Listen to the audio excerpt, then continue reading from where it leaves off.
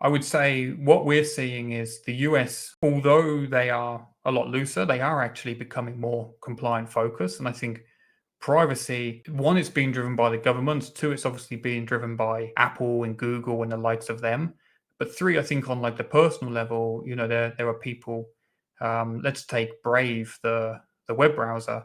There's so many people using Brave now because they don't want to be tracked and they don't want that information being shared. So I think we feel like the US will catch up and will move into a more compliant state. And I think when that happens, the key thing for people is going to be understanding how the data is sourced and understanding if it is like sourced in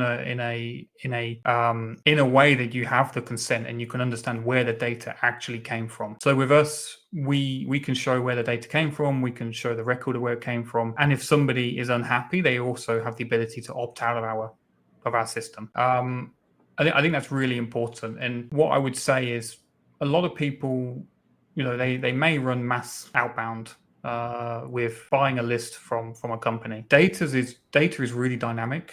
It's changing constantly. So I think whether you're working with us, you're working with somebody else, you've got to make sure you're using the data and refreshing it on a regular basis. If you don't refresh it, things get outdated, and that's when you'll get into trouble because you're starting to spam people who potentially left the company 6 months ago, 12 months ago.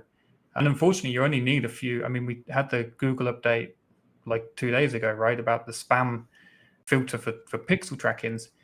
You only need a few people to raise you as spam. I can't remember the exact number, but you start damaging your domain and you get blocked, and that causes you so many issues going forward. So for me, that's like the most important thing. Just making sure you understand how your data's sourced and making sure you're using the most up-to-date record when you are running campaigns.